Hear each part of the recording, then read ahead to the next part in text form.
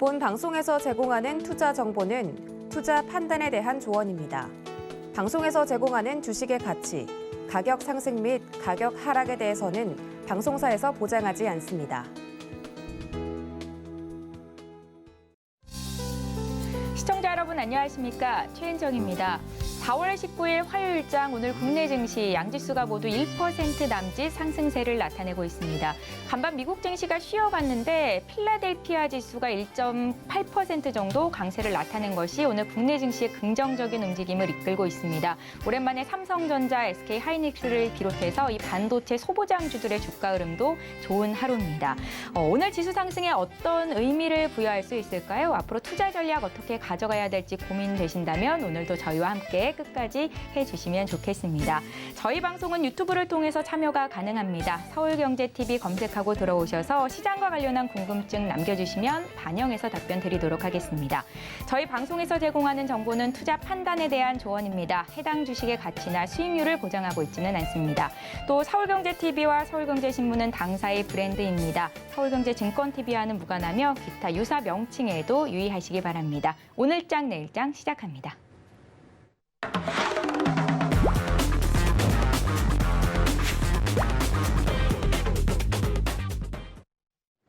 네, 이 시각 보도본부 시작합니다. 오늘은 증권부의 최민정 기자와 함께합니다. 안녕하세요. 네, 안녕하세요. 예, 오늘 어떤 헤드라인 들고 오셨는지 먼저 화면으로 만나보시죠.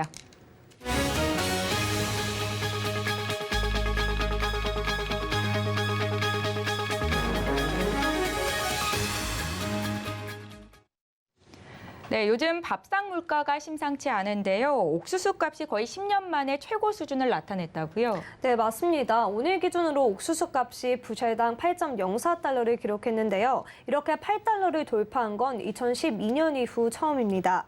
코로나19 사태 이후 글로벌 공급망 차질과 운송비 급등의 여파로 이미 작년부터 옥수수 값이 움직이기 시작했는데요. 이어 러시아가 우크라이나를 침공하기 시작하면서 옥수수 값이 수직으로 상승한 겁니다. 러시아와 우크라이나는 전 세계 옥수수 수출량의 5분의 1을 차지하고 있는데요. 두 나라의 전쟁으로 인한 여파가 크게 나타나고 있습니다. 올해 초까지만 해도 부셔당 6달러였던 옥수수 값은 넉 달 만에 30%나 오른 겁니다. 전문가들은 전쟁이 예상보다 장기화되면서 당분간 옥수수를 비롯한 주요 곡물 가격이 더 오를 가능성이 크다고 조언했습니다. 예, 곡물 가격이 전체 물가를 끌어올리는 이 에그플레이션 우려가 커지는 상황인데요. 주식시장에서는 곡물주가 크게 오르고 있다고요? 네, 맞습니다. 오후 1시 20분 기준으로 한일 사료는 전 거래일보다 26.15% 오른 7,670원에 거래되고 있었고요. 장중 가격 제한폭까지 오르면서 52주 신고가를 기록하기도 했습니다. 이 외에도 대한제당 우는 30%, 대한제당은 24.10%, 대주산업 18.37%, 미래생명자원 4.07% 등 다른 사료 기업들의 주가도 크게 움직이고 있습니다. 예, 다음 소식으로 넘어가 보겠습니다. 다음 주부터 1분기 실적이 본격 발표되는 가운데 최근 고유가로 정유사들은 호실적이 예상된다는데 어떤 내용입니까? 네, 요즘 기름값이 비싸다 이런 말 정말 많았는데요. 네. 정유사들은 올해 1분기에 역대급 실적을 나타낼 것으로 전망됩니다. 정제 마진이 22년 만에 최고 수준으로 상승한 데다가 원유 재고평가 이익도 급등했기 때문입니다. 업계에 따르면 이달 셋째 주 싱가포르 복합 정제 마진은 전주보다 0.8달러 오른 배럴당 18.2달러의 초강세를 보였고요. 이것은 통계가 집계되기 2000년 이후 가장 높은 수치입니다. 증권가에선 SK이노베이션의 올해 1분기 영업이익을 1조 2,708억 원으로 전망하고 있고요. SO일 또한 작년 1분기보다 94.9% 급등한 1조 2,262억 원의 영업이익을 낼 것으로 전망하며 역대 최대 분기 실적을 기록할 것으로 보고 있습니다. 삼성증권 조현현 연구원은 국제유가 급등에 따른 재고 관련 손익 개선과 또 정제 마진 상승으로 사상 최대 영업이익을 기록할 것이라며 하반기 항공유 수요 회복 가능성까지 생각한다면 마진 강세는 이어질 것으로 전망했습니다. 네, 이렇게 정유사는 호실적을 기록한 반면에 배터리 쪽은 좋지 않다던데 어떻습니까? 네, 이렇게 두 업계의 희비가 교차하고 있는데요. K배터리로 불리는 국내 배터리 3사는 글로벌 완성차 업체들의 생산 차질 여파로 전기차용 배터리 출하량이 생각보다 적게 나오면서 이제 만족스럽지 못한 실적을 나타내고 있습니다. 국내 최대 배터리 기업인 LG에너지솔루션의 올해 1분기 잠정 영업이익은 2,589억 원으로 작년 동기 대비 24.1% 줄었습니다. 국내 배터리 3사 중 유일하게 아직 흑자 전환을 하지 못한 SK온도 올해 1분기에도 1,000억 원 중반 수준의 영업 손실을 낼 것으로 추정되고 있습니다. 예, 이렇게 배터리 업계가 부진했던 배경은 어디에 있을까요?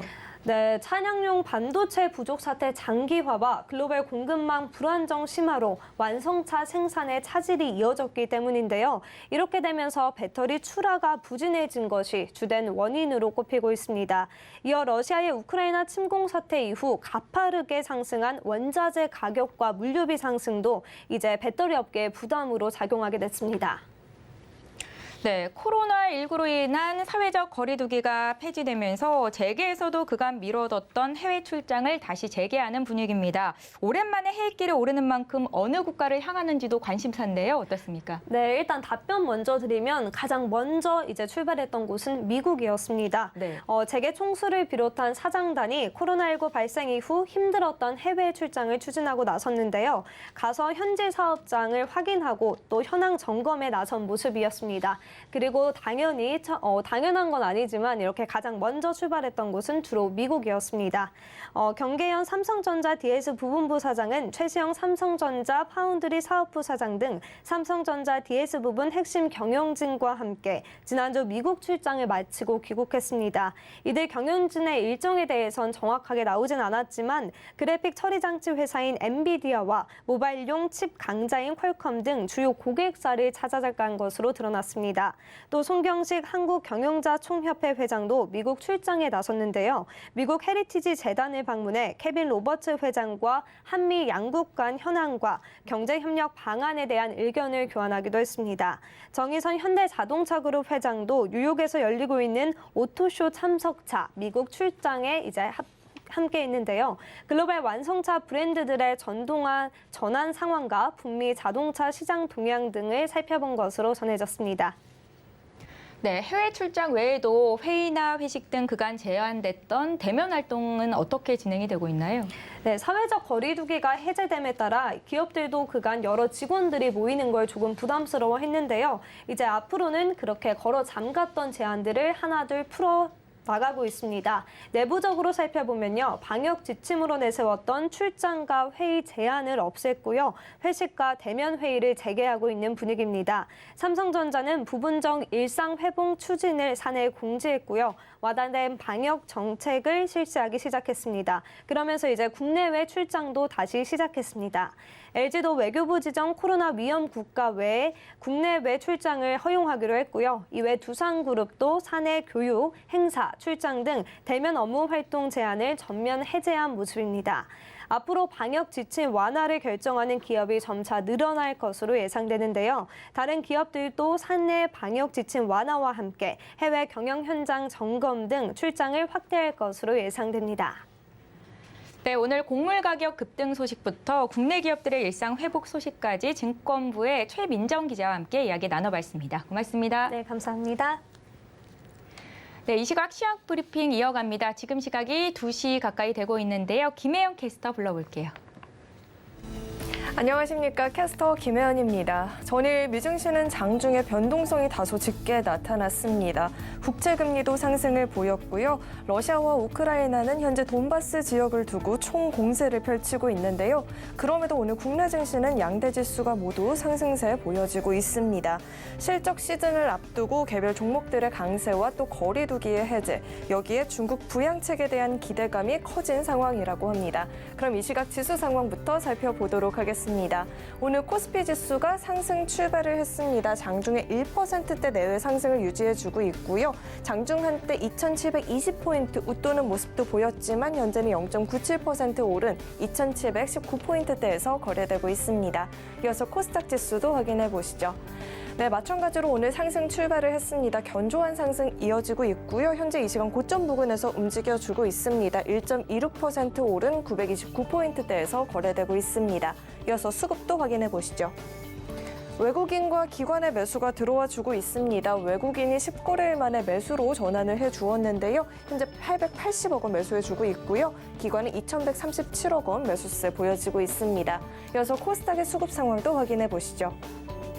마찬가지로 외국인과 기관의 매수가 들어오고 있습니다. 2거래일 만에 양 매수가 들어와 주고 있죠. 매수폭도 장중에 계속해서 확대해주고 있는데요. 기관은 1,156억 원, 외국인은 1,374억 원 매수 우위 보여지고 있습니다. 이어서 상승하는 업종 테마도 살펴보겠습니다. 오늘 천연가스 관련주들의 동반 강세가 나타나고 있습니다. 러시아와 우크라이나의 전쟁으로 공급 우려가 커진 상황에서 미국 천연가스 공급량도 전년 대비 줄어들게 됐죠. 그로 인해서 천연가스의 가격이 폭등을 보이고 있습니다. 또 대체제인 석탄에 있어서 서방 국가들이 러시아산 석탄 제재에 나서고 있기 때문에 가격 상승이 불가피한 상황이라고 합니다. 전일 미 선물거래소에서는 5월물 천연가스 가격이 7% 급등을 보이면서 2008년 10월 이후 역대 최고치 기록한 것도 주가에 영향 주고 있다는 이야기 전해지고 있습니다. 현재 1승은 19% 급등 보여지고 있고요. 케일럼도 4%대 강세, 에코바이오도 10%가 넘는 상승세 가져가 주고 있습니다. 이어서 하락하는 업종 테마도 살펴보겠습니다. 오늘 항공주들의 약세가 보여지고 있습니다. 미증시에서는 항공주들이 급등 보여지고 있는데요. 거리두기가 해제가 된 국내 항공주들은 크게 움직이지 못하고 있습니다. 여러 요인들이 제기가 되고 있죠. 올해 국제선 항공편은 코로나19 이전 수준의 절반 수준만 회복을 하게 되는데요. 코로나19 이전을 살펴보면 항공사들의 국제선 매출 비중이 대략 전체의 60%를 차지하기 때문에 국제선 노선의 회복이 필요하다는 이야기가 나오고 있습니다. 여기에 해외 여행의 수요는 높아지고 있지만 현재 한국인의 입국 제한 조치를 취하고 있는 국가들이 170여 개국에 달하고 있는 것도 주가에 영향을 주고 있습니다.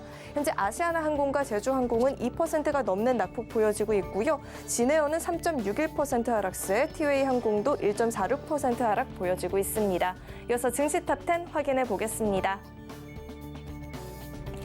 네, 전일 필라델피아 반도체 지수의 상승으로 오늘 국내 증시의 반도체 관련한 종목들이 강세를 가져가 주고 있죠. 삼성전자와 SK하이닉스가 오늘 상승을 보이고 있고요. 카카오와 네이버도 모처럼 동반 상승 보여지고 있습니다. 서울경제가 뽑은 특징주도 확인을 해보면요. 삼성전자가 롤러폰 출시를 앞두고 있어서 국내 최초 플렉시블 플라스틱 기판 기술을 확보한 아이 컴포넌트가 강세 가져가고 있습니다. 쌍방울은 전일 계열사인 광림이 쌍용차 정식 인수 의향서를 제출했다는 소식 전해지면서 급등하고 있고요. 한일사료는 곡물 가격 상승에 4거래일 연속 상승 랠리를 이어나가주고 있습니다. 그럼 먼저 카카오부터 살펴보도록 하겠습니다. 네, 최근 카카오의 주가는 부진한 모습이 나타났었죠. 1분기 광고 매출 감소 등의 이유로 시장의 예상치를 하회하는 실적이 전망이 됐었는데요. 기관과 외국인은 또 이에 따라서 매도세를 보였지만 개인들이 저가 매수에 기회라면서 오늘 강한 매수 들어오고 있습니다. 또 2분기 실적 개선이 전망이 되고 있는 것도 주가 상승에 영향 주고 있다는 이야기 전해지고 있습니다. 현재 1.17% 오른 95,500원에서 거래되고 있습니다. 다음 살펴볼 종목은 대원미디어가 있습니다.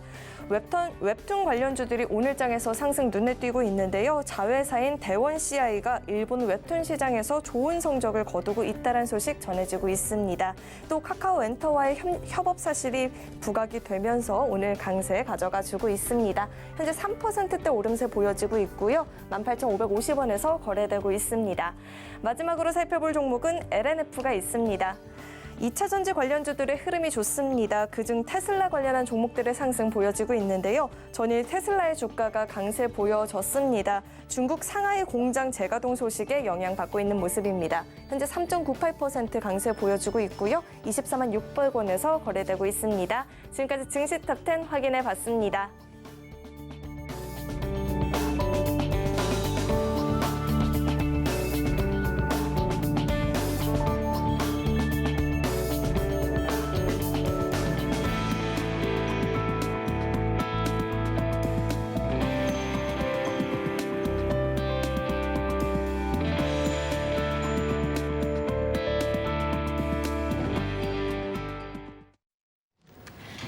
네, 이 시각 외국인가 기관의 수급 상황 살펴보는 수급 포착 시간입니다. 오늘은 유안타증권 금융센터 동탄지점의 백인범 과장 연결해 보겠습니다. 과장님 안녕하세요. 네, 안녕하십니까? 예, 앞서 수급 상황 보고 왔는데 이 시각 수급 특징주 흐름 좀 먼저 짚어주시죠. 네, 오늘 아무래도 이제 우리 시장에서 좀 비중이 높은 이 반도체를 포함한 이 IT 업종 강세에 따라서 좀 지수 반등이 좀 나타나고 있는 모습입니다. 시장 참여자들 입장에서는 이 IT 업종이 올라야지 이제 우리 지수라든가 이제 체감이 좀 좋아진다라는 걸 다시금 좀 알 수 있는 이제 하루이지 않을까라고 보여지고 있고요. 특히나 이제 수급적으로 외국인이 10거래일 만에 우리 시장에서 순매수로 좀 전환한 가운데 이 IT 업종에 대한 매수세 유입 등이 이어진 측면 등이 시장 수급에도 좀 긍정적인 영향을 주고 있다라고 좀 보여지고 있는 상황입니다. 일단 전일 미국 증시에서 이 주요 기술주들의 상승, 또 특히 필라델피아 반도체 지수가 이 데이터 산업과 관련하여 이제 호의적인 의견이 개진되면서 약 1.88% 올랐다라는 점, 또 필라델피아 반도체 지수가 이 전저점 부근에서 좀 반등에 성공한 점 등이 좀 다시 한번 시장에 안도감을 주면서 우리 국내 증시에도 이런 반도체 관련 기업들의 주가 강세가 좀 나타나고 있는 모습이다 보시면 좋겠습니다. 또 그리고 삼성전자가 또 긍정적인 실적 발표를 했다라는 점, 물론 호실적 발표에도 불구하고 최근까지 그간 수요 부진에 대한 우려가 부각되면서 약세를 보였던 상황이긴 하지만 이런 삼성전자 등의 이런 우리 기업들의 호실적 등도 IT 업종의 반등세에 좀 힘을 실어주고 있는 모습이다 보시면 좋겠습니다. 그리고 오늘 대형주뿐 아니라 이제 중소형주들, 장비주들의 강세가 좀 나타나고 있는 모습인데 특히 이 삼성전자의 이 평택 반도체 공장에 따른 증설 기대감이 좀 반영이 되고 있는 모습입니다.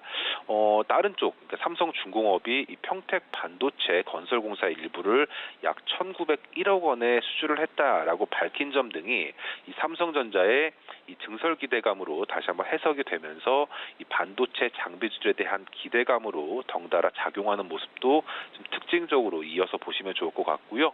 이러한 요인 등의 오늘 삼성전자, SK 하이닉스, DB 하이텍, 원익 IPS, 테스 등을 비롯해 IT 업종 대부분의 종목들이 좀 반등세를 나타내고 있는 모습이다라고 볼 수 있겠습니다. 예, 대형 IT주가 오르니 시장 전반적인 분위기가 좋다라는 말씀을 주시면서 수급 특징주를 분석해 주셨는데요. 과장님께서 포착한 특징주는 어느 쪽일까요? 네, 오늘 강세 종목 중 하나인 원익 IPS 좀 관심 있게 지켜보시면 좋을 것 같습니다. 우선 대표적인 이 반도체 장비주로 꼽혀지고 있는 종목인데 올해 원익 IPS의 연간 실적 전망을 보면 이 매출액 약 1.46조 원, 또 영업이익 약 2,400억 원대가 기대가 되고 있는 모습인데 이 원익 IPS 올해 실적 사상 최대 실적을 좀 경신할 전망이다라는 의견이 좀 눈에 띄고 있는 모습입니다. 하지만 이 그간 원익 IPS의 주가 이 장기간 좀 하락해 왔었던 모습을 보여줬었는데 가장 큰 요인은 이 고객사들의 이 신규 투자 축소 우려감에 따른 수주 공백 우려감이었다 보시면 좋겠습니다. 실제로도 이 원익 IPS 이 수주 공백에 따른 다소 부진한 지난 분기 실적을 보여줬다라는 점에서 주가 역시도 이제 작년 4월경 59,000원대의 고점을 기록한 이후에 최근까지 34,000원대까지 주가 조정을 좀 겪었던 상황이었다라는 점에서 상당히 오랜 기간 동안 주가 조정을 좀 보였었던 상황이었습니다. 이 보유자 입장에서는 좀 아쉽겠지만 이 신규 매수를 고민하는 투자자들에게는 이러한 장기간의 주가 조정 이후에 좀 반등을 시도하고 있는 모습 등은 오히려 저가 매수 기회로도 좀 활용해 볼 수 있을 만한 상황이다라는 점 등이 좀 부각이 되고 있다 보시면 좋을 것 같고요. 이 모멘텀적인 측면에서 봤을 때 이 삼성전자의 이 평택 반도체 증설 기대감이 시장에 영향을 주고 있는 모습 등과 더불어서 이 원익 IPS 역시도 이 평택 3기의 이 하부층에 낸드 장비 공급을 하는 업체다라는 점에서 2분기 이후에 이러한 고객사들에 대한 장비 공급이 기대가 된다라는 점 등이 오늘의 반등의 주 요인이다라고 보시면 좋겠습니다.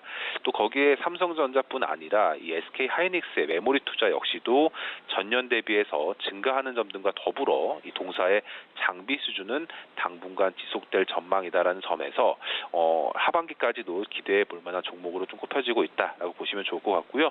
오늘 10% 가까운 주가 상승을 보이는 상황이긴 하지만 이 41,000원대에서 어느 정도 주가 되돌림을 좀 받을 수 있긴 하겠지만 4만 원대가 무너지지 않는다라고 가정했을 때는 계속적으로 좀 지켜봐야 할 종목으로 인식하시면서 주가 대응에 참고해보자는 의견 드리겠습니다. 예, 삼성전자의 평택 반도체 공장 증설 기대감이 오늘 전반적으로 여러 종목들 상승세를 이끌고 있는데요. 올해 사상 최대 실적이 기대되는 원익 IPS에 대해서 의견 주셨습니다. 유한타증권 금융센터 동탄지점의 백인범 과장과 함께했습니다. 말씀 잘 들었습니다. 네, 감사합니다. 예, 마켓 로드맵으로 이어집니다. 오늘 시장을 주도하는 업종과 이슈에 대해서 심층 분석을 해보는 시간인데요. 메리츠증권 강남센터의 황혜수 차장 연결하겠습니다. 차장님 안녕하세요. 네, 안녕하세요. 예, 오늘장 모처럼 반도체주의 강세가 눈에 띕니다. 삼성전자, SK하이닉스 등이 오랜만에 강세를 보이고 있는데요. 먼저 수급 상황부터 자세히 들어볼까요? 우선 양 종목 같은 경우는 그동안 수급적으로 굉장히 좋지 않은 흐름이 이어져 왔었습니다. 기관과 외국인 계속해서 매도를 보여왔었던 모습이었는데요. 오늘 같은 경우는 전일 여러 매체를 통해서 접하셨겠지만 미국의 필라델피아 반도체 지수가 저점 부근에서 2% 가까이 반등에 성공하면서 국내 시장에서도 대표적인 그 IT 대형주 반도체 업체인 삼성전자와 SK 하이닉스에 대해서 주요 수급 주체들의 매수가 저가 매수세가 유입되고 있다라고 보시면 될 것 같습니다. 외국인과 기업 물론 장 마감까지 약 1시간 조금 넘게 남아있기는 하지만 아직까지는 외국인과 기관, 특히 기관 중에서도 투신권과 연기금물 중심으로 매수세가 유입이 되고 있는 모습인데요.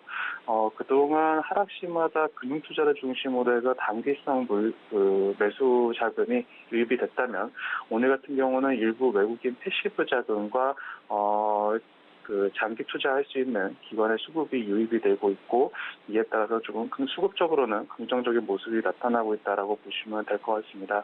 따라서 이제 그 두 종목 SK하이닉스와 삼성전자 같은 경우 이런 주요 수급 주체들이 계속해서 들어올지 여부, 연속성의 여부를 중요하게 체크하시면서 시장을 대응하셔야겠다 말씀드릴 수 있겠습니다. 예, SK하이닉스는 오는 27일에 실적 발표를 예정하고 있습니다. 원자재 가격 급등과 또 금리 상승 등 쉽지 않은 시장 상황인데요. SK하이닉스 실적 전망은 어떻게 나오고 있습니까? SK하이닉스 같은 경우는 그 1분기 예상되는 매출액은 약 11.9조 원, 그리고 영업이익은 3.4조 원으로 최근에 어떤 시장의 컨센서스가 3.1조 원으로 낮아진 상황인데 시장은 컨센서스보다는 양호할 것으로 예상이 되고 있습니다. 그 이유는 이제 최근에 낸드의 평균 가격이 작년 4분기에 10% 정도 하락을 하면서 그 SK하이닉스의 그 자체 낸드 부분 이익률 악화에 대한 우려감이 계속해서 제기가 되었는데요. 시장의 예상보다는 그 1분기, 올해 1분기 디램과 낸드의 평균 가격 하락폭이 좀 축소될 것으로 전망이 되면서 매출액과 영업이익이 기대치를 상회할 것으로 추정이 되고 있기 때문입니다. 물론 실질적으로 어떤 실적 발표가 나와야 되는 부분이지만 시장의 컨센서스가 이미 굉장히 낮아져 있는 상황이고 어느 정도 이 컨센서스에 부합하는 실적을 발표를 할 가능성이 점점 높아지고 있는 상황이기 때문에 실적 발표 이후에 따른 어떤 큰 변동성이 나오지는 않을 것 같다 이렇게 보시면 될 것 같습니다. 예, SK하이닉스에 대해서 시장 컨센보다는 양호한 실적이 나올 것이다라는 분석을 하셨습니다. 삼성전자가 역대급 실적에도 불구하고 최근에 주가 흐름이 부진했어서 걱정이 되는 이유인데요. SK하이닉스의 실적 발표 이후 주가 향방에 의문이 더해지고 있는 상황이고요. 차장님께서는 현재 국내 반도체 산업에 대해서 어떻게 평가하고 계신지 투자 전략과 함께 여쭤볼게요. 우선 말씀해 주신 대로 삼성전자의 1분기 실적 발표 이후 물론 1분기 실적이 굉장히 컨센서스를 상회하는 호실적을 발표를 했지만 주가가 하락하는 것을 경험을 했습니다. 하지만 이는 단순히 어떤 삼성전자에만 국한된 상황이 아니라 전반적인 글로벌 업체들이 어떤 매크로 환경이 악화되면서 이런 우려감에 실적을 발표했음에도 불구하고 주가가 하락했던 모습이 나타났는데요. 최근 같은 경우 앞서 방송에도 말씀드렸지만 그 반도체지 필라델피아 반도체 지수가 전저점을 유지하면서 전액 2% 가까운 반등이 나온 것을 봤을 때 지금 전반적인 글로벌 반도체 업종의 밸류에이션이 이제는 악재보다는 호재에 민감한 구간에 접어들었다라고 보시면 될 것 같습니다. 따라서 오늘 같은 경우 어느 정도 바닥을 다지면서 상승하는 모습이 나오고 있는 상황인데요. 이제는 이런 어떤 그 매크로 환경이 점차 완화되면서 이에 따라서 조금 더 매수 쪽으로 관심을 두시고 접근하시는 것이 유효하겠다라고 보시면 될 것 같습니다. 예, 전반적으로 매크로 환경이 나아질 것이다 하시면서 투자 전략 긍정적이신 것 같은데 반도체주 중에서도 뭐 소부장주 쪽으로 보자는 의견도 있고 차장님의 의견을 조금 더 깊이 여쭤볼게요. 네. 우선 대형주도 물론 SK하이닉스와 삼성전자를 중심으로 한 대형주들의 그 실적 성장도 그리고 업황 턴어라운드에 대한 수혜도 충분히 볼 수 있는 상황인데요. 하지만 실질적으로는 계속해서 여전히 그 디램 가격과 랜드 가격이 계속해서 하락을 하고 있기 때문에 이런 그쪽 가격 상승이 나타나는 것은 하반기 정도로 예상이 되고 있습니다. 이에 따라서 대형주보다는 어떤 중소형주들, 소재 업체들의 소부장 업체들의 이익률이 훨씬 더 크게 상승할 수 있다라고 말씀드릴 수가 있겠는데요. 그동안 어떤 최근에 작년 4분기부터 계속해서 사이클과는 무관하게 소부장 업체들이 구조적인 장기 성장세를 보여주고 있는 상황인데 이런 소부장 업체들의 실적 성장이 기존의 생산 업체들의 실적 성장보다 큰 폭으로 나타났다는 점을 감안했을 때는 중소형 업체들을 조금 더 이익 탄력도가 주가 탄력도가 높을 수 있다라고 말씀드릴 수가 있겠습니다. 이는 최근에 어떤 공정 기술이 계속해서 난이도가 상승하면서 캐파 진설에 따른 요구량이 굉장히 높아지고 있고 기존의 국내 매출처뿐만 아니라 해외 매출처까지 캐파 진설 요구량이 굉장히 높아져 있는 상황이기 때문에 당분간 이런 중소형 업체들, 소부장 업체들의 그 이익 성장이 장기화될 가능성이 높다라는 점에서 중소형주가 조금 더 매력이 있는 부분이다라고 보시면 될 것 같습니다. 네, 혹시 눈여겨보고 계시는 이 반도체 중소형주 종목이 있을까요? 우선 대표적으로 오늘 삼성전자의 추가적인 증설 관련해서 장비에서는 원익 IPS가 금일의 주가 상승과 같이 꾸준하게 장비 쪽에서는 상승할 수 있는 업체다라고 보실 수가 있겠고요. 소재 업체들 쪽에서는 이 소켓 쪽을 담당하고 있는 ISC라든지 TSA 쪽에 그리고 또한 반도체 장비를 새로 납품을 공급하고 해외 매출처가 올라가고 있는 STI 정도를 관심 있게 지켜보시는 것이 좋겠다 이렇게 말씀을 드리겠습니다. 예, 잘 알겠습니다. 지금까지 메리츠증권 강남센터 황혜수 차장과 함께 주요 이슈들 자세히 짚어봤습니다. 고맙습니다. 감사합니다.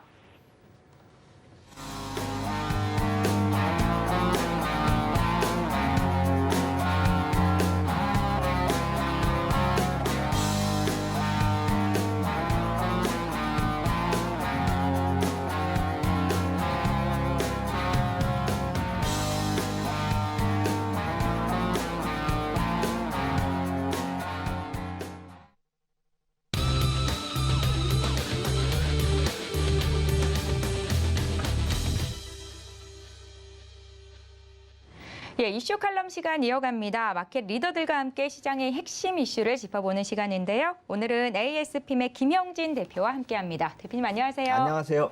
예, 반갑습니다. 어제도 제임스 블러드 총재는 매파적인 발언을 하면서 시장에 부담을 주는 요인이 됐었는데 그런데 시장은 또 발언 내용에 비하면 견조하게 움직이는 모습이 나타났고요. 이미 시장에 어느 정도 악재가 좀 많이 반영이 됐다 이렇게 보시는 건가요? 네, 저는 계속 이제 이 통화 정책 얘기가 나올 때마다 말씀드리는 게 반영이 시장에 어느 정도 되고 있는가 그걸 좀 우리가 파악하는 게 중요하지 실제로 그 내용이 뭐 무섭다 이렇게 공포에 쩔을 필요는 없다라고 계속 말씀을 드리고 있는데 어제 미국 시장의 반응도 마찬가지였었지 않은가 이렇게 생각이 듭니다. 그래서 제가 어제 이제 세인트 루이스 페드의 블러드 총재가 나와서 말씀을 하셨기 때문에 그 해당 소속의 페드에서 내놓은 자료, 지난주에 내놓은 자료를 오늘 가져왔습니다. 그래서 제목이 더 스탠스 오브 모니터리 폴리시, 그러니까 통화 정책의 스탠스, 그리고 그 부연 설명으로 보면은 페드의 측정 방법을 통해서 경제 여건 대비 통화 정책이 어느 방향으로 갈 것인가, 이거에 대해서 알려준다, 뭐 이런 식으로 지금 자료를 내놨습니다. 네. 그래서 이 자료가 제가 항상 페드 자료를 가져오면은 문제가 되는 게 뭐냐면은 평소에 이렇게 관심이 있었던 데이터들이 아닌 데이터로 구성을 해서, 그러니까 오래된 데이터들이 아니라 최근에 이슈가 되고 있는 항목들의 데이터를 조합을 해가지고 현재 상황을 설명한단 말입니다. 네. 그러니까 그것이 지금 상황이 지나버리면은 그 자료는 더 이상 필요가 없거든요. 그래서 이걸 깊이 있게 막 이 사람들 수준까지 배울 필요는 없다라는 겁니다. 네, 네. 그러니까 이 시기가 지나면 아마 한 2분기 지나서 하반기만 가더라도 이런 자료들은 이제 다시 볼 필요가 없는 자료가 될 수가 있습니다. 그럼에도 불구하고 예. 준비하신 이유는 있으실 그렇죠. 텐데. 예. 그러니까 너무 들어가지 말자라는 말씀을 드리는 거고요. 이 자료로 지금 현재 시점에서는 중요하죠. 왜 정책이 바뀌어야 되는지를 설명을 하고 있으니까요. 그래서 이 푸른색 선이 여기서 딱 지금 보시면은 쫙 아래로 떨어져 있는데, 이 푸른색 선의 방향이 통화 정책의 방향이라는 거예요. 네. 이 사람들의 연구 결과를 통해 가지고요. 그리고 이 베이스로 두 가지 정도를 지금 추출해내서 갖고 있는데, 하나는 실질 금리를 구하는 거고요. 그리고 또 하나는 GDP 성장률이 잠재 성장률의 얼마만큼을 반영하고 있는가. 이 두 개를 조합해서 이 정책의 방향을 정하는, 그 수치를 정하는 그런 자료를 만든 겁니다. 그래서 그러니까 그걸 우리가 어떻게 해석하면 될까, 제가 그걸 많이 생각을 해봤습니다. 네. 그래서 생각을 해보니까 지금 금리 대비 성장률이 얼마나 반영이 되고 있는가, 그러니까 실제로 나타나고 있는 성장률이 잠재 성장률의 얼마만큼을 표현하게끔 만드는 현재 금리인가, 이걸 따지는 거거든요. 그래서 이것을 놓고 보면은 현재 이것이 1970년 이후로 최저치에 있다라는 것은 금리 수준이 GDP 성장률을 충분히 발휘할 수 있을 만큼의 저금리라는 것을 뜻하는 것이고요. 이것이 아래쪽에 있기 때문에 향후에는 위로 올라가면서 정책 변화가 나타날 것이라는 그 얘기를 하려고 이 사람들이 이 표를 만든 겁니다. 네. 그러니까 여태까지 이제 이 표에 대해서 말씀을 드린 거고요. 이것에 대해서 제가 말씀드린 거 하나하나 항목, 뭐 실질 금리를 따지거나 잠재 성장률, 이거 하나만 가지고도 한두 시간을 얘기를 할 수 있기 때문에 네. 그것에 대해서 깊이 들어가지 말자라는 것이죠. 그러니까 이 사람들이 이 얘기를 하는 이유를 알자라는 것입니다.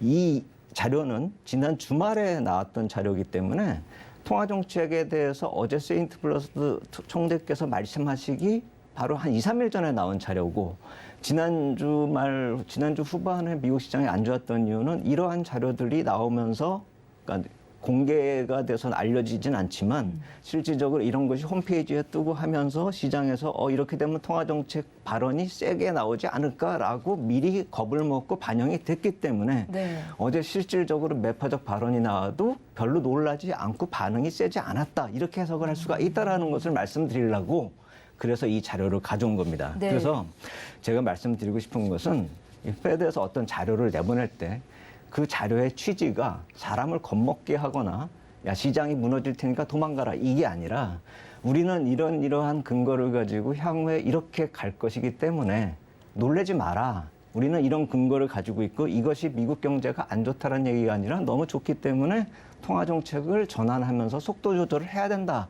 이 얘기를 미리 까는 것이죠. 그러다 보니까 이런 자료가 나오면 선반영이 돼버리는 것이고, 실질적으로 이런 매파적 발언이 나와도 시장은 별로 그렇게 크게 하락하지 않는, 어떻게 보면 미국 자산시장을 보호하는 측면에서 나타나는 그런 하나의 제스처다, 뭐 이렇게 아니면 시장과의 소통이다, 이렇게 이해할 수가 있기 때문에 겁먹지 말자, 이 말씀을 드리고, 다만 이것이 이머징 마켓 쪽으로는 불리할 수가 있다라는 것이죠. 그래서 제가 좀 이따가는 이것이 또 이머징 마켓 쪽으로, 그러니까 우리나라 같은 경우는 안 좋을 수가 있다라는 점을 한번 찾아볼 필요도 있다. 네. 한번 참고해보자 이렇게 생각이 됩니다. 예, 과거 자료를 보면 네. 인플레이션이 올해 1분기에 완화되는 것으로 예상을 하고 정책을 이어왔던 것으로 보이는데요. 올해 1분기에 인플레이션을 자극하는 어떤 여러 요인이 있었던 것 같습니다. 왜냐하면 이 인플레 피크아웃에 대한 논란이 좀 있는 것 같거든요. 그렇죠. 그래서 이제 그거가 이제 아까 말씀드린 거하고 연관돼 가지고 예. 과거에 유사한 자료를 보면서 지금 말씀하신 내용을 한번 어떤 이유가 있고 향후에 어떻게 될 것인지를 한번 생각해 볼 필요가 있어서 그 관련된 자료들을 또 가져와 봤습니다. 예. 이 자료, 그러니까 맨 처음에 이제 두 번째 표로 나오고 있는 이 자료는 2021년 10월에 페드가 평균 목표 물가 대비해서 현재 물가가 어느 수준이기 때문에 전혀 문제가 없다. 1분기에는 말씀하신 대로 피크아웃 된다. 이렇게 얘기했는데 실제로 지금 피크아웃이 뭐 2분기 정도께로 지금 미뤄지고 있는 상황인데 언젠가는 피크아웃 되겠죠. 그런데 여기서 이 표를 보면서 우리가 이해를 해야 되는 것은 여기서 뭐 이 사람들이 틀렸다 이 얘기를 하자는 게 아니라 이 논리 전개가 어떻게 되고 있는지를 생각을 해보자라는 차원에서 이 표를 보자라는 것입니다. 네. 그래서 실선으로 나와 있는 이 핑크색 오렌지 선이 맨 위로 확 치고 올라오는 게 2021년도인데 이게 실제 PCPI 지수고 지금 점선으로 된 오렌지 선은 2016년부터 19년까지 평균치가 한 1.8% 정도가 연간 1.8%의 물가 상승률을 보였다라는 것이고 푸른색 점선은 페드가 목표로 하고 있는 2% 목표 금리 이것을 뜻하는 것입니다. 네. 그러니까 실제로 지금 이 인덱스 자체는 2012년을 100으로 놓고 봐서 그때가 100이면은 2020년이면 8년이 지났으니까 2를 곱하면 116이 되어야 되잖아요. 근데 실제로 놓고 보면은 매년 목표 물가 2%에 미달했기 때문에 그게 누적돼서 보다 보면 116보다 모자른 수준에 있을 수밖에 없었다. 이 얘기를 하는 것이고 그렇기 때문에 실제 물가는 그것이 누적된 것이 한꺼번에 다 반영이 돼가지고 높아져도 10년 동안의 평균치를 구하면은 2%의 평균 목표 물가에 들어가기 때문에 조금 2%를 넘어서도 괜찮다. 이렇게 10월 달에 얘기를 한 거였습니다. 그렇게 따진다면은 올해의 물가는 4%까지 올라갔어도 문제가 없다. 이렇게 얘기를 했었던 거거든요. 네. 그래서 그 다음 표를 보면 그게 어떻게 변했나라고 놓고 보면은 PCPI 최근 2월 달 것까지의 목표를 보면은 제가 검은색 박스권으로 표시한 부분이 뭐냐면은 아까 그 2%까지가 누적이 돼도 상관이 없기 때문에 뭐 한 4% 물가가 돼도 상관없다라고 얘기했었던 그 수준이 저 까만 박스 지금 표에는 안 나오고 있지만 다음 표를 보여주시면은 네. 까만 박스권으로 표시한 그 바로 직전이 아까 말씀드렸던 그 10월에 PCPI 지수였거든요. 그래서 그 이후로 팍 치고 올라가면서 물가가 4%까지는 제가 괜찮다라고 말씀드렸잖아요. 네. 그게 막 6, 7%를 넘어서고 지금 실제로 이번 달에 이제 다음 달에 반영이 될 거는 뭐 거의 7, 8%가 예상이 된다. 이렇게까지 지금 얘기가 나오고 있기 때문에 실제로 뭐 4%가 용인됐었는데 실제가 뭐 7, 8%가 나온다라고 한다면 3%가 넘어선 거 아닙니까? 네. 만약에 그렇게 된다면은 우리가 2% 목표 물가를 넘어섰기 때문에 그 넘어서고 있는 3, 4%를 향후에 반영을 시킨다 하더라도 몇 년 동안 반영을 시켜야 되는지 우리가 잘 봐야 된다라는 것이죠. 그러니까 예를 들어서 내년의 물가 목표가 그냥 제로라고 쳐도 네. 올해에 5%, 6%가 넘어가면은 이 평균 목표 물가 관리제에 2%에 해당이 되기 때문에 내년도 물가 자체가 0%에 가깝게 가도 이 사람들이 페드의 정책에 맞기 때문에 0% 수준으로 유지를 시킬 수도 있다라는 것이고 그렇기 때문에 이 뭐 디스인플레이션이나 불황이나 뭐 이런 얘기가 내년에 오지 않느냐 이 얘기가 나오는 근거가 되는 거거든요. 네. 그래서 제가 실제로 10월에 생각했었던 거하고 올해 지금 그림에 나오고 있는 저 그래프의 까만 박스권이 갑자기 튀어 올랐기 때문에 생긴 그 문제점이 지금 실질적으로 정책의 변화가 빨리 가야 될 수밖에 없는 그런 상황이고 왜 그것을 페드는 예상을 못했을까 이걸 생각을 해본다면 그 CRB 인덱스 그 다음 표를 한번 보겠습니다. 네. 이 CRB 인덱스도 제가 12월 기점으로 1차 상승이 그 이전에 나타났고 그 기점에 두 번째로 2차 상승이 나타나고 있는 그 모습인데 이 2차 상승이야말로 러시아군이 국경으로 진입한다. 그 얘기가 나오던 12월 달부터 이런 모습이 나타났던 것이거든요. 네. 그렇다라고 본다면 이 지정학적 리스크 때문에 생긴 일을 페드가 어떻게 예상을 할 수는 없었겠죠. 그리고 실제로 이거 러시아가 겁주는 걸로 군사가 모이는 것은 협상용이다. 이렇게까지 그때 해석이 됐었던 게 사실이고요. 그러니까 실제로 전쟁이 난 상황 하에서 1분기에는 더 빠르게 CRB 인덱스가 올라가면서 물가를 자극했다. 이렇게 봐야 되는 것이죠. 그래서 여기서 한 가지 우리가 생각해 볼 수 있는 거는 페드가 놓치고 실수한 건 사실입니다. 하지만 그 배경에 있어서는 이런 물가가 CRB 인덱스 같이 천연 자원에 의해 가지고 올라간 측면이 있다는 점을 생각을 해봐야 되고 이 CRB 인덱스 보면 참 걱정이 되는 게 뭐냐면은 네. 초반에는 뭐 이제 WTI 같은 게 석유가 올라가지고 이 물가가 올라갔잖아요. 그다음엔 전쟁 났다 그래서 미리 올라가서 또 올라갔는데요. 지금 최근에 나타나고 있는 이 CRB 인덱스가 신고가를 막 내고 있는 이 모습은 그거 이외에 그러니까 WTI가 좀 조정을 보이고 미리 조정을 보이면 그 다음에 뭐 설탕이나 코코아나 뭐 면 뭐 이런 것들 다른 종류의 그 커머디티가 신고가를 내면서 천연가스도 마찬가지고요. 네. 그런 식으로 돌아가면서 올라버리면서 이 CRB 인덱스를 높이고 있기 때문에 물가를 계속 예측 못한 상황으로 계속 가고 있는 것이죠. 우리가 또 여기서 걱정해야 되는 건 뭐냐면은 이런 CRB 인덱스 자체가 지금 공급선에서 문제가 생기고 있는 거지 수요가 확 늘어나가지고 문제가 생기고 있는 게 아니란 네. 말입니다.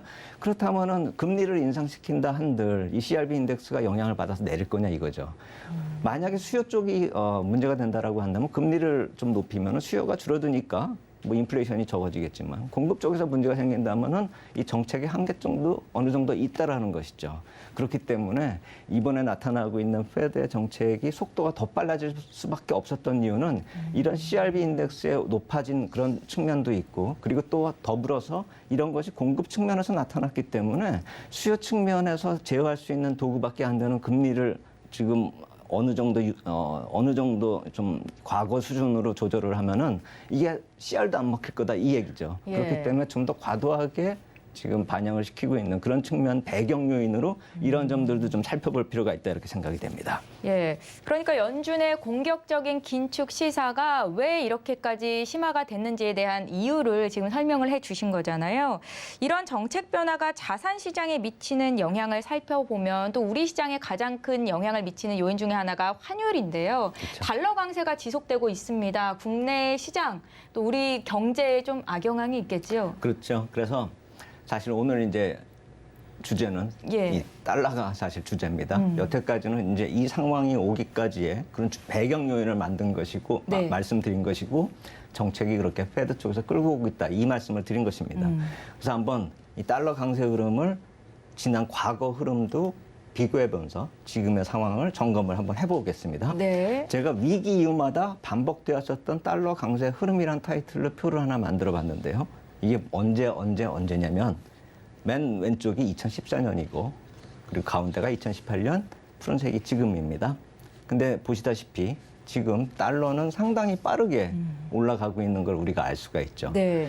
2014년은 지금보다 더 빨랐어요. 그리고 2018년은 지금보다 좀 약간 낮았는데 이게 속도가 너무 빠르다 이렇게 볼 것이 아니라 네. 달러 이 레벨이 많이 낮잖아요. 수준이. 그러니까 빨리 올라왔다 이렇게 보시면 되는 것이고 이 세 개의 공통적인 것은 어떤 측면이냐면은 달러 인덱스가 한 100 정도 선에서 지금 정점을 거의 형성하고 있다는 것이죠. 그렇다 해서 정점을 형성하는 중이다 이 얘기를 말씀을 드리자는 게 아니라 이러한 달러 강세 흐름이 나타나고 있는 배경 요인을 통해서 향후도 한번 생각해보자 이 말씀을 드리는 것입니다.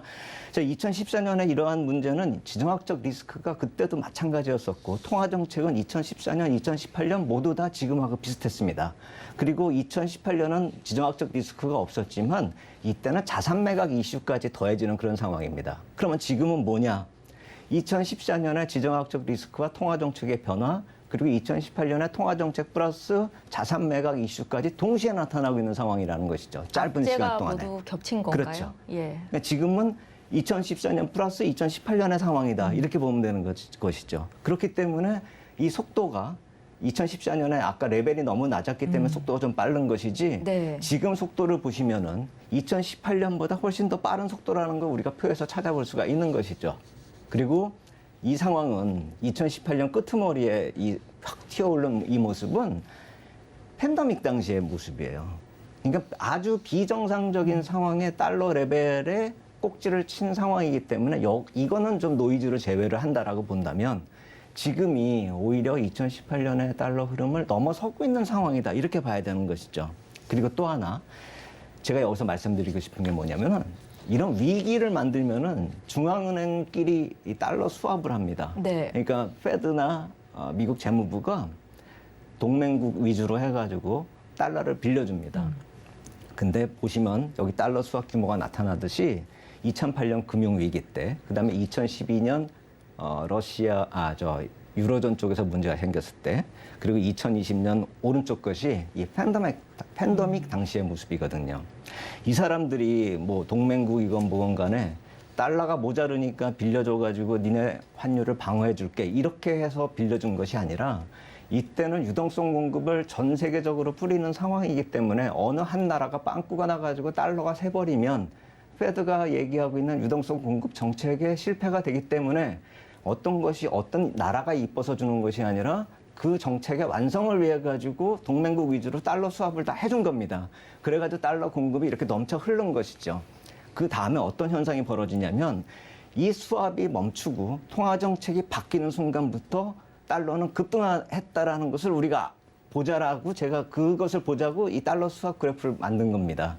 그러니까 2012년에서 2014년 이후에 그런 급등이 나타났었고 2018년에도 약간 공급했었던 것이 있는데 그건 뭐 그렇게 크게 보지 않아도 되고 그리고 나서의 팬데믹 당시에 이 위기 상황을 겪은 다음에 또다시 달러가 급등이 나타나고 있다. 이 점을 보자라는 것입니다. 그렇기 때문에 우리가 이렇게 달러 인덱스가 갑자기 올라가는 이런 모습을 보면 어떤 생각이 나냐면은 우리 흔한 말로 양털 깎기 뭐 이런 얘기 나오잖아요. 네. 위기가 나타나고 달러가 똥값이 됐다가 많이 하락했다가 다시 올라가는 그런 측면에서 네. 자산 가치가 그 이외 나라 자산 가치는 많이 하락을 하면서 달러는 오히려 달러 가치가 올라가면서 미국의 자산은 증가한다. 그래서 부가 이머징 마켓에서 선진 시장으로 옮아간다. 이 논리거든요. 네. 여기서 우리가 지금 달러 흐름이 지금 그렇게 옮아가고 있다는 것이 계속 반복이 되고 있다는 것을 우리가 알 수가 있는 것이죠. 그렇기 때문에 이 팬데믹 자체가 어떤 위기 발생 이것만으로 볼 게 아니라 위기 발생 이후에 회복하면서 또 다른 양털 깎기가 지금 진행이 될 수밖에 없는 상황이 돼버렸다. 이머징 마켓은 급등하는 그런 달러 인덱스의 피해를 그대로 입게 생긴 그런 모습이다. 이렇게 봐야 되는 것이고 그렇기 때문에 자산시장 이머징 마켓 쪽은 미국 시장보다 향후에 있어서는 이 디커플링으로 이어질 수밖에 없다라는 논리를 우리가 한번 생각해 봐야 된다는 것입니다.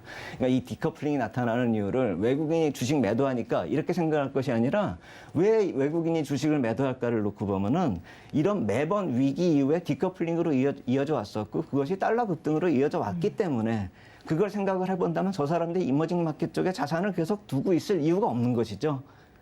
그렇기 때문에 달러 흐름 자체는 우리가 향후에도 좀 놓고 좀 고민을 해야 될 그런 상황이다 이렇게 말씀을 드리겠습니다.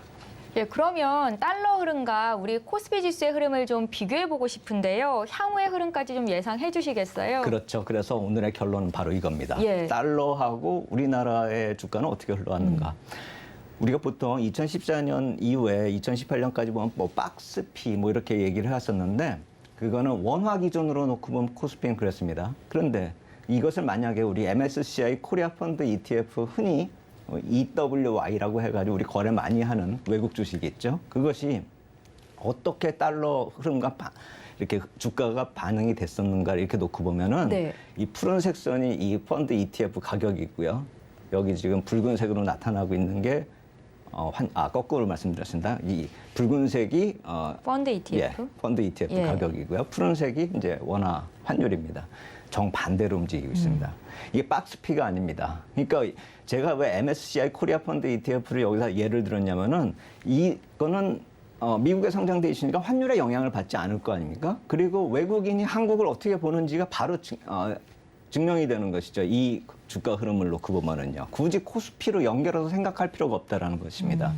달러하고 정반대로 흘러간다. 이렇게 보시면 되고 달러와 정반대로 흘러왔기 때문에 달러 강세 기간 중에 외국인은 매도할 수밖에 없고 그러한 모습이 좀 더 이어진다라고 생각해 본다면은 외국인의 매도는 계속될 수밖에 없다. 이 말씀을 드리는 것이죠. 그렇기 때문에 환율 변동을 완전히 제거한 주식을 놓고 봤을 때는 박스피가 아니라 좀 더 약세를 보이고 상대적으로 디커플링이 나타날 가능성을 한번 생각을 해봐야 된다는 것입니다. 그래서 여기서 중요한 거는 제가 5월 달을 주목하자 계속 말씀을 드리고 있는데 네. 5월 초에 나오는 이벤트를 놓고 보면은 미국 재무부에서 국채를 얼마를 발행시키고 얼마를 전년 대비 줄일 것이니가 확정이 되고 미국 패드는 또 거기에 대해서 얼마만큼의 자산 매각을 할 건지가 5월 초에 확정이 됩니다. 그것이 달러 흐름에 결정적인 영향을 미칠 것이라는 것이죠. 5월을 중심으로 해서 최소한 6월 FOMC 회의까지는 5월 초 이벤트가 작동을 할 것이기 때문에 네. 5월 초에 나오는 그 이슈 내용을 확인을 하고 우리가 좀 더 적극적으로 들어갈 것인지 그거에 대해서 한번 결정할 필요가 있겠다 이렇게 생각이 됩니다. 5월, 6월을 지나서 돈의 흐름이 어떻게 움직일지 결정이 될 거다라는 말씀이신 거고 김영진 대표님은 저희가 매주 이 시간에 모셔서 또 돈의 흐름까지 짚어보는 시간 가질 겁니다. AS핀 김영진 대표와 함께 이슈 칼럼 이어봤습니다. 고맙습니다. 감사합니다. 예, 오늘 장 내일 장 오늘 저희가 준비한 소식은 여기까지입니다. 저희 방송에서 제공하는 정보는 투자 판단에 대한 조언입니다. 해당 주식의 가치와 수익률을 보장하고 있지는 않습니다.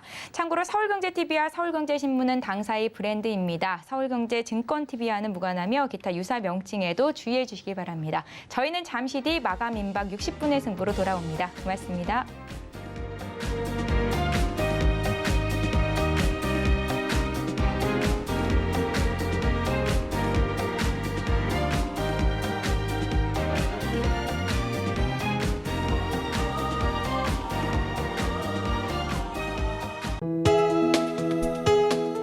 본 방송에서 제공하는 투자 정보는 투자 판단에 대한 조언입니다.